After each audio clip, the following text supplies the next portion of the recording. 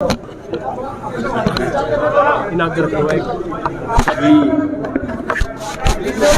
भारतीय किसान यूनियन के सेवादारगण,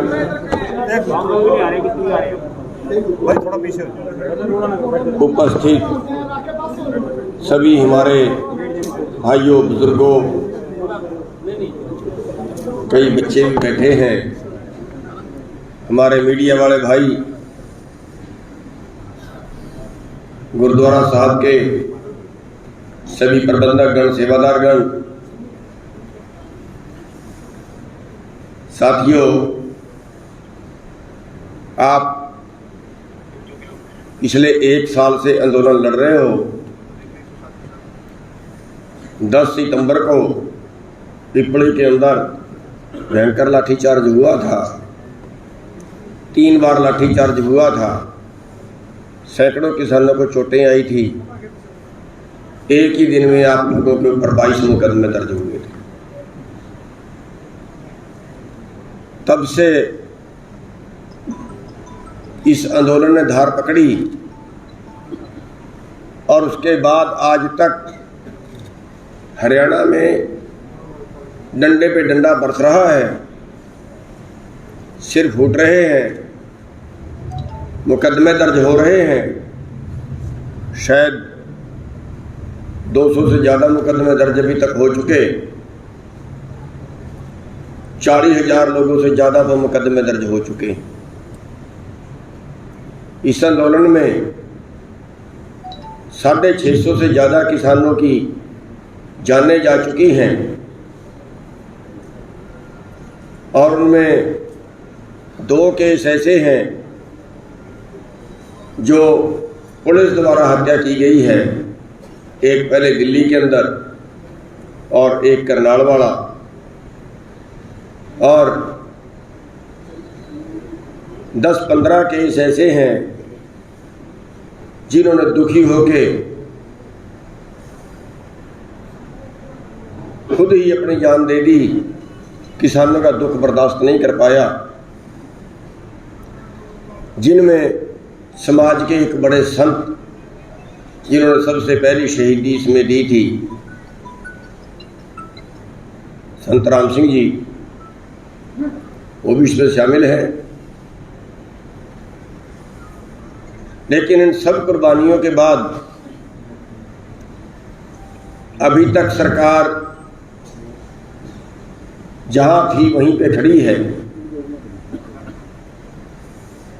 पीछे से आवाज आ रही है कि हमारे पत्रकार भाई थोड़ा सा साइड पे या किसी तरह से बैठ के अगर कर सकते हैं आप।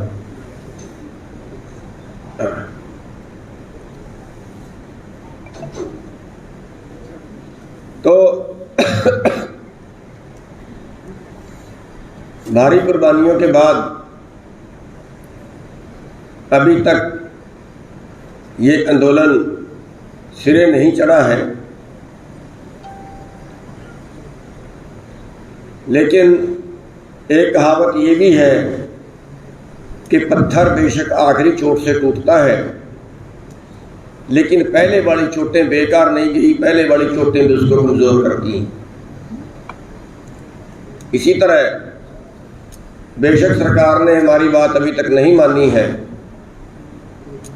लेकिन जो हालत सरकार की 1 साल पहले थी वो अब उसकी नहीं बची। आप देख रहे हैं जहां इनके नेता आते हैं वहीं पर उनको भगा देते हैं, लठ मारें, गोली मारें, जेल में भेजें, अलग बात है। लेकिन इस सब के बावजूद किसानों के हौसले बढ़ते जा रहे हैं, कम होने की बजाय। और मैं हरियाणा के किसानों को बधाई देना चाहूँगा कि जैसा आंदोलन आप लोग लड़ रहे हैं,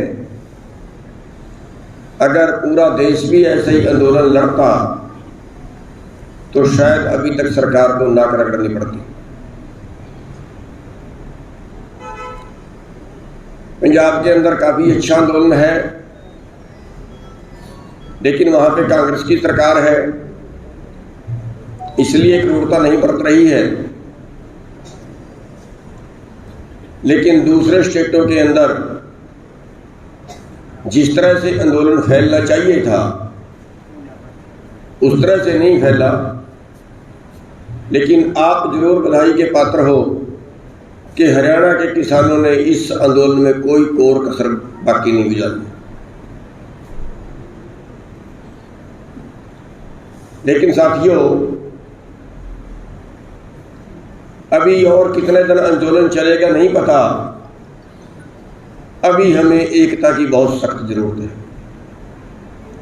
कोई भी आंदोलन 4 पड़ावों में टूटता है। पहले सरकार समझाती है, समझाने से तो शायद कोई आंदोलन नहीं रुकता। पहला पड़ाव तो सारी आंदोलन पार कर जाते हैं।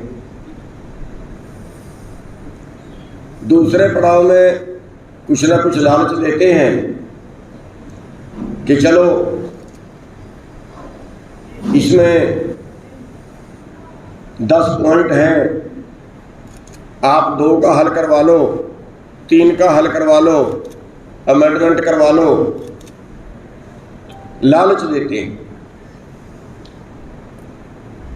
दूसरा पड़ाव पे कोई टूट जाता है, कोई आगे निकल जाता है। तीसरा पड़ाव होता है दंडित करना, जो आप चल रहा है। लाठीचार्ज किया, मुकदमे दर्ज किए, टॉर्चर किया, जो भी सरकार क्रूरता बरत सकती है वो सारे बरतेंगे।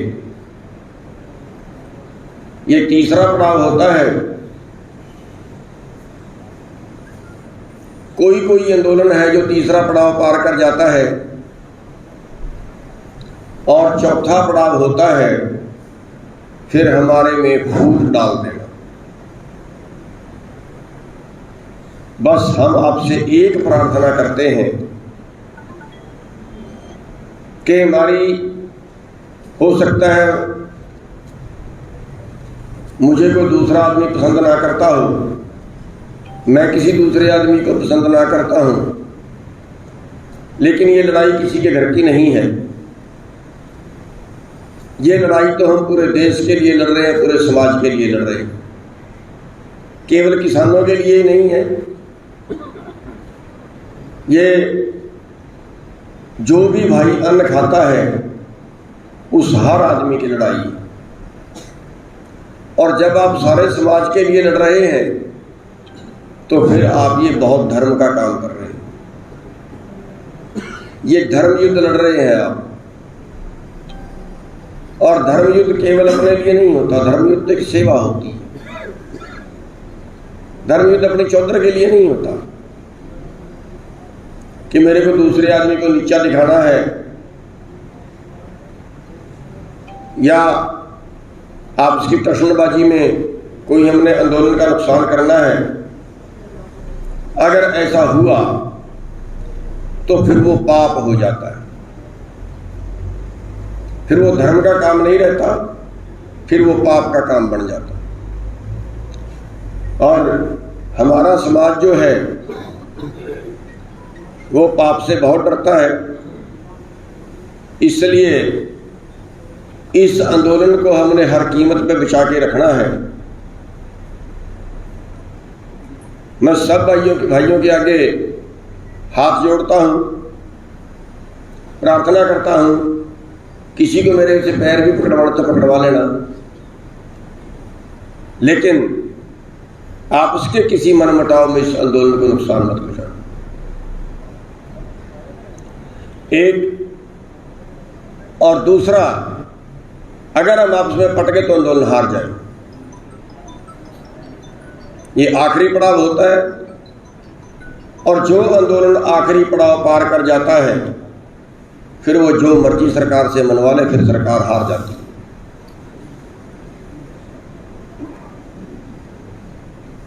दूसरा, आंदोलन आप मुहारा ना हो जाए, आंदोलन में उपद्रव ना हो जाए। अगर आंदोलन आप मुहारा हो गया, अगर आंदोलन में उपद्रव हो गया तो भी हम आंदोलन हार जाएंगे। आपने जाट आंदोलन का देखा है, 30 लोगों से ज़्यादा की जानें गई हैं, क्योंकि नेतृत्वहीन हो गया था। कोई एक दूसरे की बात मान नहीं रहा। डर के मारे नेता भी अंडरग्राउंड हो गए थे। डर के मारे पुलिस भी भाग गई थी, अधिकारी छुप गए थे। लेकिन नतीजा क्या हुआ? नतीजा 0। 30 से ज़्यादा शहीदियाँ जाने के बाद, गोलियों से लोग मरने के बाद, आज बहुत से लोगों को सजाएं हो रही हैं और कुछ नहीं कर पाए। आज जाट आंदोलन कुछ कहीं बचा नहीं है। इसी तरह जैसे आज हमारा आंदोलन इसी तरह चोटी पे था,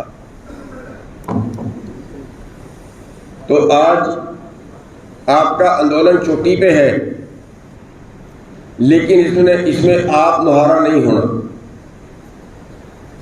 कई तरह की वीडियो आती हैं।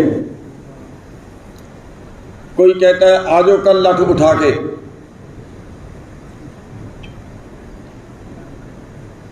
कोई भाई किसी और तरह की वीडियो डाल देता है।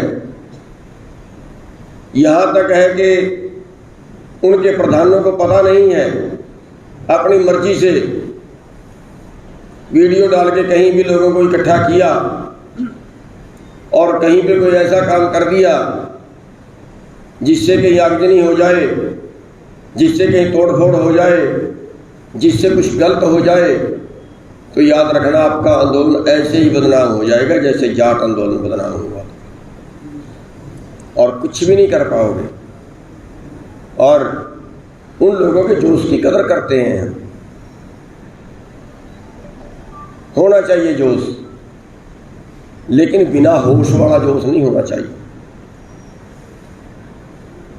जोश चाहिए, लेकिन उसके साथ एक संतुलन भी चाहिए। और हमें अब जो खतरा नजर आ रहा है, इसलिए हम जगह जगह मीटिंगें भी कर रहे हैं। आप सबकी जिम्मेवारी है,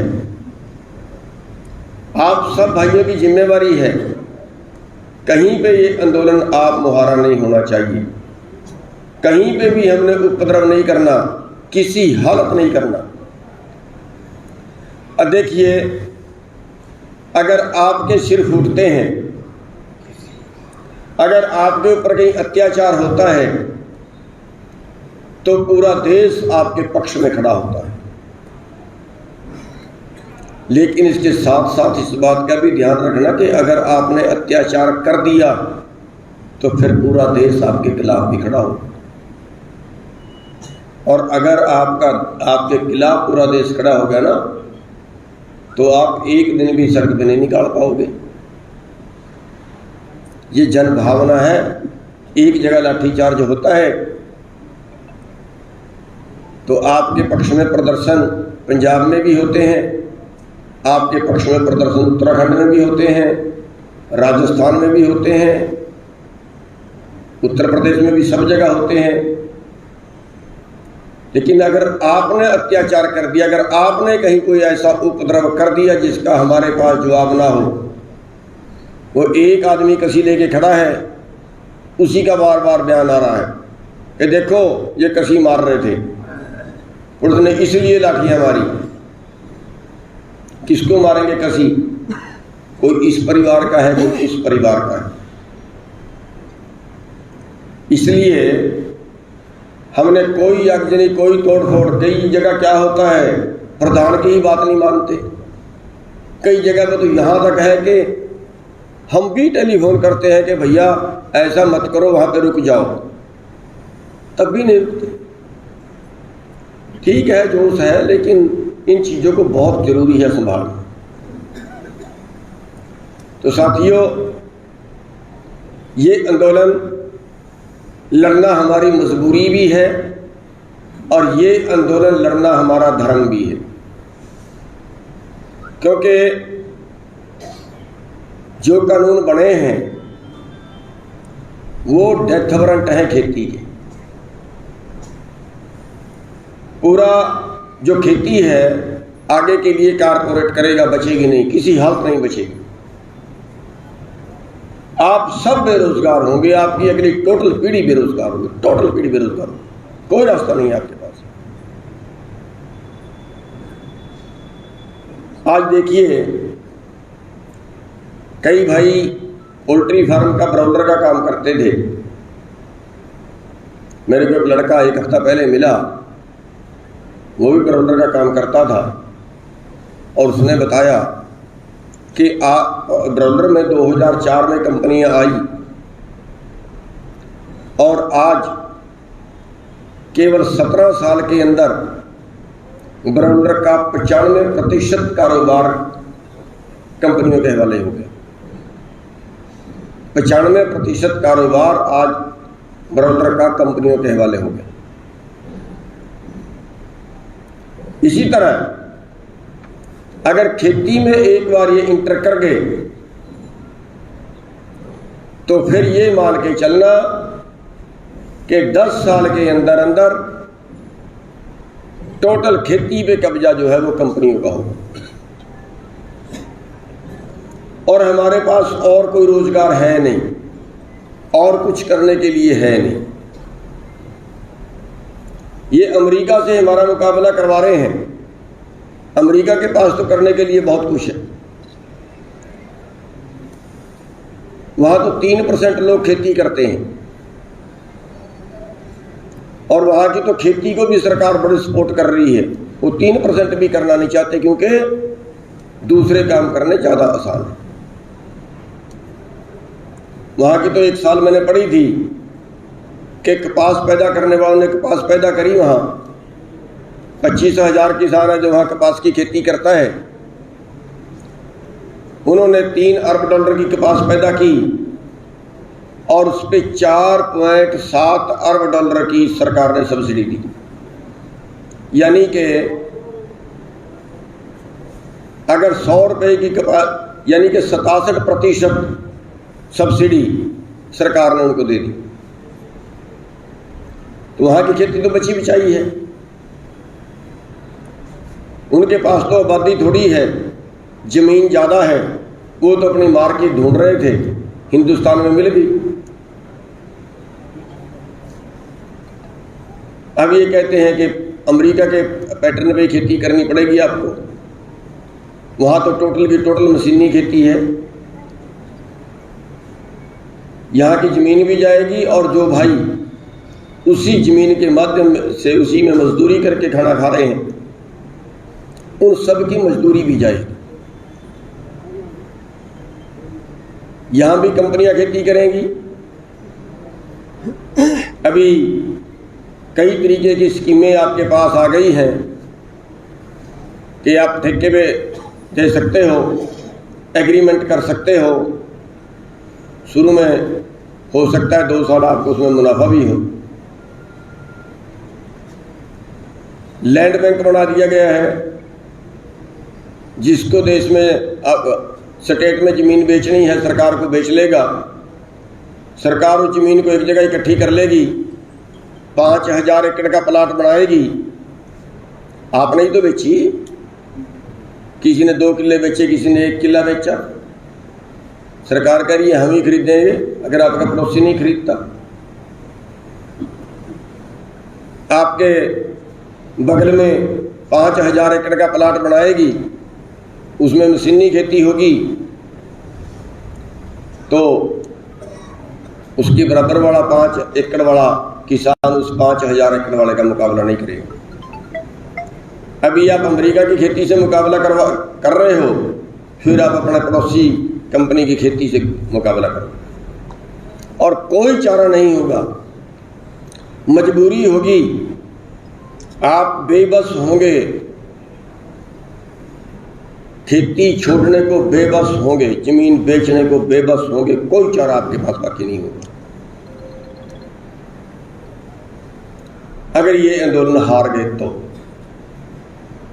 इसलिए किसी भी कीमत पर, कितनी भी कुर्बानियां देके, कितनी भी इसमें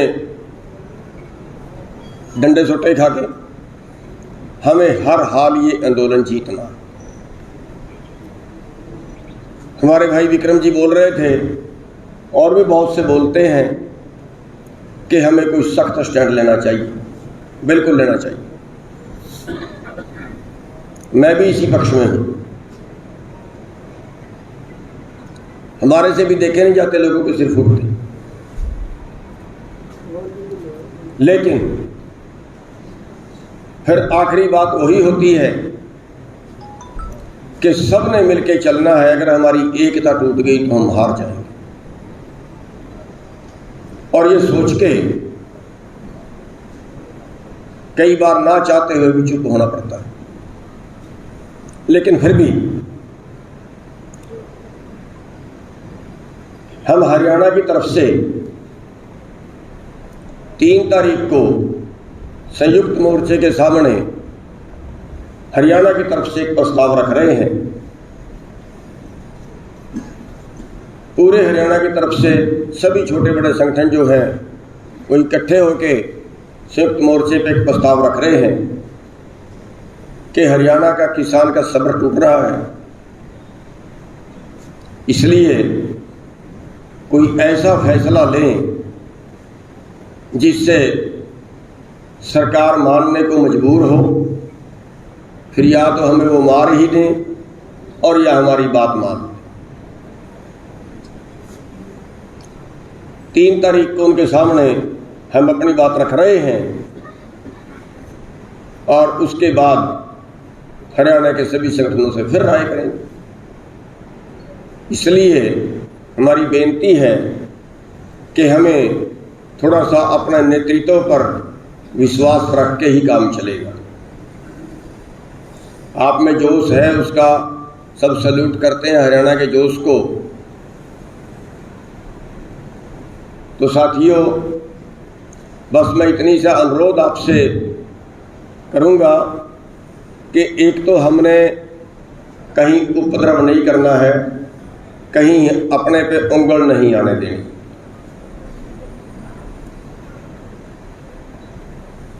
दूसरा, हमने आपस में कोई मनमुटाव हमारा हो, किसी बात से हो,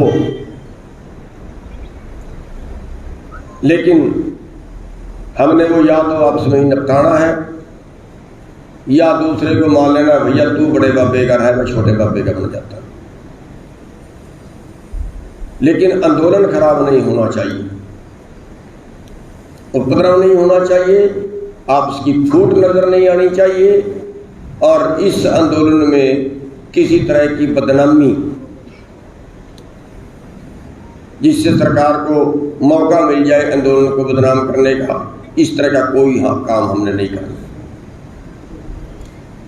इस आंदोलन में कोई बड़ा फैसला जरूर लिया जाएगा, गहन चिंतन हो रहा है उसके ऊपर, क्योंकि हमें भी पता है कि जब 9 महीने से नहीं मानी तो 10वें महीने में कौन सा मान जाएगी। इसलिए कोई बड़ा एक्शन कुछ भी लिया जा सकता है। दिल्ली के अंदर इंटर करने का हो सकता है, गिरफ्तारियों का हो सकता है, कुछ भी हो सकता है। इसके ऊपर सोच रहे हैं, लेकिन तब तक हमने जरूर अपने सब्र का इम्तिहान देना है। और 5 तारीख को जो रैली है मुजफ्फरनगर के अंदर, उसमें हमने एक ताकत दिखानी है कि अभी देश का किसान सोया नहीं है। वैसे तो हरियाणा में आप बहुत बार दिखा चुके हैं। 15 अगस्त को आपने बहुत अच्छा प्रदर्शन किया, कोई कोर कसर आपने नहीं गुजारी।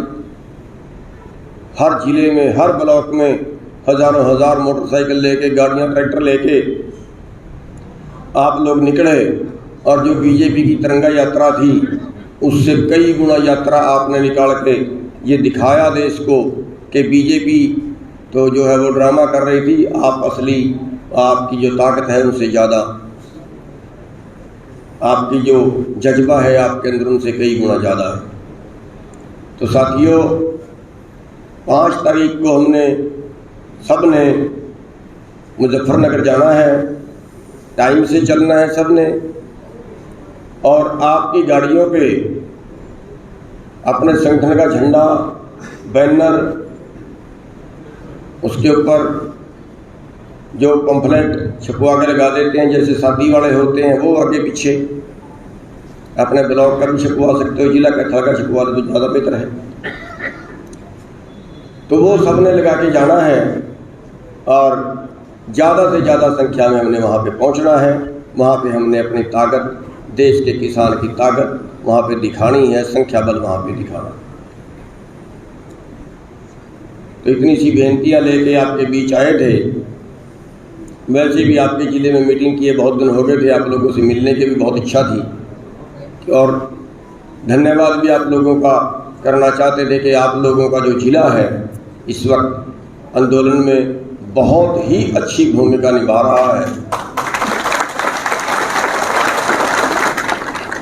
अगर हम ब्लॉकों में गिन लें, अगर हम ब्लॉकों में गिन लें, ब्लॉकों में कंपटीशन कराएं, तो पूरे हरियाणा में क्या पूरे देश में आची का ब्लॉक सबसे अधिक काम कर रहा है। तो साथियों, कैथल के हाँ सभी ब्लॉकों का है, सीवनी बहुत अच्छा काम कर रहा है। तो मैं आप सभी का धन्यवाद करना चाहूँगा, कैथल के भाइयों का, जो कैथल के भाई इतना जोश खरोश से काम कर रहे हैं सभी ब्लॉकों के, तो मैं सबका धन्यवाद करना चाहूँगा।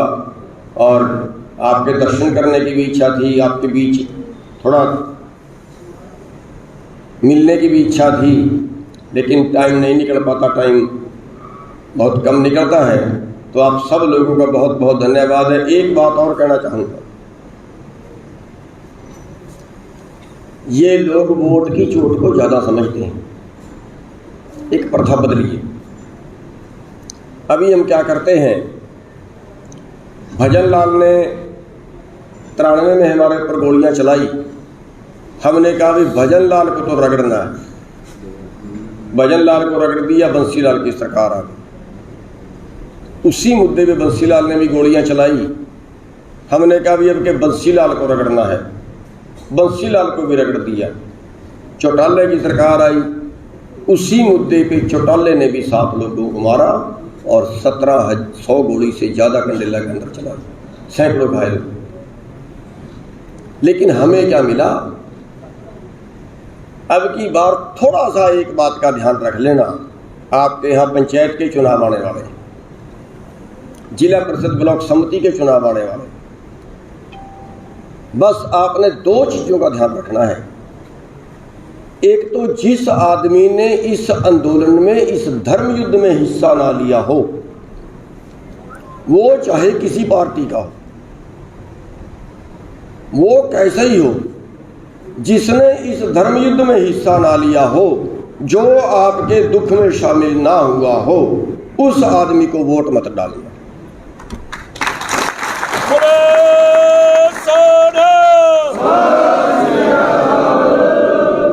दूसरा इतना का ध्यान रखना कि जो सबसे बड़ा आंदोलनकारी हो, जो सबसे ज्यादा काम कर रहा हो, उसकी तरफ ध्यान रखना। और अगर किसी सीट पे ये हो जाए कि भाई हमारे 2 आंदोलनकारी इकट्ठे हो गए हैं, तो किसी तरह से उनका समझौता हाथ जोड़ के करा देना, क्योंकि इस बार जो आंदोलनकारी हैं उनको सत्ता की तरफ बढ़ाइए।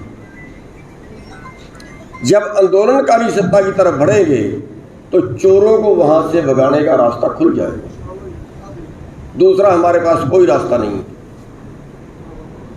तो हरियाणा में जो चुनाव होंगे उनमें बस इतनी सी बात का आपको ध्यान रखना है कि कम से कम इतना तो जरूर रखना है कि जिसने आंदोलन में साथ नहीं दिया उसका तो बहिष्कार पक्का होना चाहिए, उसको तो वोट नहीं डालना।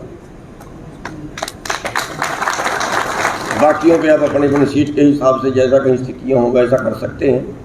तो साथियों, आपने इतनी संख्या में आए हमारी बात सुनने के लिए, आपका बहुत बहुत धन्यवाद है। आप इतने दिन से आंदोलन में काम कर रहे हो, आपका बहुत बहुत धन्यवाद। और आपकी पूरी टीम, पूरी कमेटी आपकी, चाहे वो युवा की कमेटी है, चाहे वो दूसरी कमेटी है, भाई होशियार सिंह जी है, बहुत अच्छा काम इन्होंने कैथल जिले के अंदर किया है। और आज कैथल जिले का जो आंदोलन है वो हरियाणा के अंदर धूम मचा रहा है। आप सभी का बहुत बहुत धन्यवाद।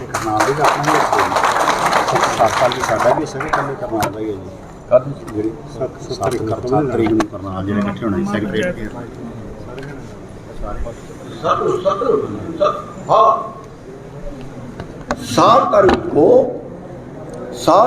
को जो करनाल के अंदर जो लाठीचार्ज हुआ है उसमें जो हमने मांग रखी है सरकार के आगे, उसमें ये मांग रखी है कि जो लोग घायल हुए हैं उनको 2 लाख रुपए मुआवजा, जो भाई शहीद हुआ है उसको 25 लाख रुपए मुआवजा और उसके एक लड़के को नौकरी, और जिन गाड़ियों का नुकसान हुआ है तो जिनको गाड़ियों को तोड़ा गया है, जानबूझ के पुलिस ने तोड़ा है, उसकी भरपाई, और जो दोषी अधिकारी हैं, एक एसडीएम को तो सस्पेंड कर दिया गया है। आपकी उसी दिन अच्छी जीत हुई है, जिस दिन आप इकट्ठे हुए मीटिंग की आपने, उसी दिन एसडीएम को सस्पेंड कर दिया। लेकिन एसडीएम पे और जो पुलिस अधिकारी हैं उन पे मुकदमा दर्ज बनता है, 304 का मुकदमा दर्ज बनता है, क्योंकि उन्होंने पीट के किसान की हत्या की है। और कोई भी ऑर्डर होता है वो टांगों में मारने का ऑर्डर होता है, इसके ऊपर मारने का हमारा देश कभी इजाज़त नहीं देता, सिर पर मारने का कोई कानून नहीं है। उन्होंने गैर कानूनी मारा, उनके ऊपर मुकदमे दर्ज होने चाहिए। इसका 6 तारीख तक का टाइम हमने, क्योंकि 5 तारीख की उत्तर प्रदेश की रैली थी, 6 तारीख तक का उनको टाइम दिया है, और 7 तारीख को हमने पंचायत रख दी है करनाल के अंदर नई अनाज मंडी में 11 बजे, और 11 बजे तक पहुंच जाना है सबने, और वहां पंचायत करने के बाद वहीं पे सेक्रेटरीट का अनिश्चितकालीन घेराव किया जाएगा। अगर 6 तारीख के पहले हमारी बात नहीं मानी जाती है, जब तक बात नहीं मानी जाएगी तब तक उसका घेराव रहेगा। वहाँ सारे भाइयों ने आना है, तो करनाल का नहीं है, कैथल का भी है, पूरे हरियाणा का है, वहाँ सारे हरियाणा के भाइयों ने पहुँचना है। आप सभी का बहुत बहुत धन्यवाद।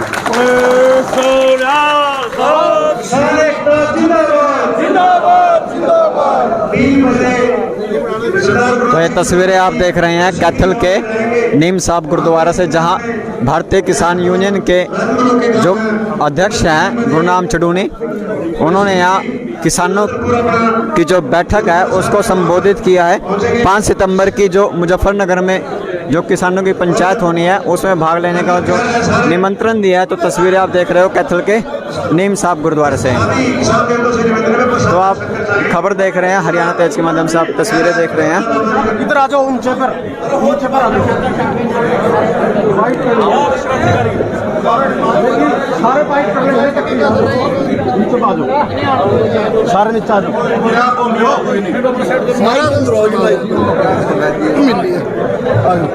यार धक्का क्यों कर रहे हो? जो आपने किसानों क्या हाल है, ठीक है, सुन लीजिए, एक मिनट लंगर कोई नहीं, लंगर तो कह दे, कह दे अनाउंसमेंट 2-3 बार बोल चुके जी, बार हर नया बंदा आ जाए, लंगर की अनाउंसमेंट कर दो एक बार, नया बंदा करते जी, आयोजक तो करते कोई बात। सर आपने किसानों के लिए कुछ मांगे करिए, उसके बारे में देखिए। करनाल में जो लाठीचार्ज हुआ है उसमें बहुत सा नुकसान हुआ है, उसकी हमने भरपाई की मांग की है। जो घायल हुए हैं करनाल के लाठीचार्ज में, उन घायलों को 2 लाख रुपए मुआवजा, जो किसान शहीद हुआ है उसको 25 लाख रुपए मुआवजा, और परिवार के एक मेंबर को नौकरी, उसका बेटा है, और जो गाड़ियां तोड़ी हैं उनका मुआवजा, और जो अधिकारी जिन्होंने गलत ऑर्डर दिया है और जिन्होंने सिरों में लठ मारे हैं, क्योंकि लाठीचार्ज में टांगों पे डंडे मारने का कानून है, उसके ऊपर डंडे मारने का कोई कानून हमारे देश का नहीं है। तो ये सभी मांगे रखी हैं। अगर 6 तारीख तक सरकार इन मांगों को पूरा नहीं करती है तो 7 तारीख को जो है करनाल के अंदर नई अनाज मंडी में एक बड़ी पंचायत पूरे हरियाणा की जाएगी, और उसके बाद वहाँ के मिनी सेक्रेटरीट का घेराव किया जाएगा। जब तक हमारी बात नहीं मानी जाएगी तब तक वो घेराव जारी रहेगा। Thank you. सर एक मिनट, आज की जो ये मीटिंग थी, मीडिया इसका जब क्या- आप बात जब मीडिया कर रहे हो तो आप क्यों बीच में कर रहे हो यार? सर गुलाम जी, आज जो आपका ये मीटिंग का एजेंडा था, आपने किस प्रकार के अपने किसान आंदोलनकारियों को टिप्स दिए हैं, क्या सावधानियां बरतनी, क्या के आंदोलन को मजबूत किया, किस तरह की बात आज हुई? देखिए, आंदोलन एक तो आप मुहारा नहीं होना चाहिए कि कोई किसी ने भी उठ के ऑर्डर दे दिया कि आज ये करेंगे। जो भी करना है वो सारे राय करके करें। आप मुहारा आंदोलन जब हो जाता है तो फिर जैसे जाट आंदोलन में हो गया था कि कोई किसी की नहीं मानता, वो आंदोलन टूट जाता है और ऐसा नहीं करना है। दूसरी बात, आपस में हमारे में फूट नहीं पड़नी चाहिए, किसी कीमत पर नहीं पड़नी चाहिए। अगर हमारे में फूट पड़ गई तो फूट पड़ा हुआ आंदोलन कभी नहीं जीतते, फिर वो आंदोलन हार जाते हैं। और फिर जो फूट पड़ेगी फिर उसके दोषी भी होंगे, वो पाप भी हो। इसलिए फूट किसी कीमत पर नहीं पड़नी चाहिए। किसान संयुक्त मोर्चे को लेकर आप कुछ अपनी बातें रखोगे, वो किस तरह की बातें रहेगी? क्या देखिए, सारे हरियाणा का जो किसान है वो ये चाहता है कि आंदोलन में तेजी आए, तो वो बात हम परसों संयुक्त मोर्चे के सामने रखेंगे। पूरे हरियाणा के सभी किसान संगठन इकट्ठे होकर कि आंदोलन में कोई और तेजी किसी तरह की उसमें आए जिससे सरकार मानने के लिए मजबूर हो, क्योंकि ये लोगों की डिमांड है, लोगों के अंदर इस बात का गुस्सा है और लोगों के अंदर से बात बार ये बात निकल के आ रही है। इसलिए हमारा फर्ज बनता है उस बात से संयुक्त मोर्चे को अवगत बात कराना। कब रखी जाएगी सरपंच जी? परसों 3 तारीख। ठीक है। सरदार जी की ले लीजिए, इसकी वीडियो बनाई जाइए। तो ये थे सरदार गुरनाम सिंह चडूनी ने, जिन्होंने बताया कि संयुक्त किसान मोर्चा के आगे परसों संयुक्त रूप से हरियाणा के किसान हैं वो मांग रखेंगे कि भी अब आंदोलन में कुछ ना कुछ ऐसा किया जाए जिससे हरियाणा और केंद्र सरकार इनकी किसानों की जो मांगों को वो पूरा करें। तो आप देखते रहें हरियाणा तेज।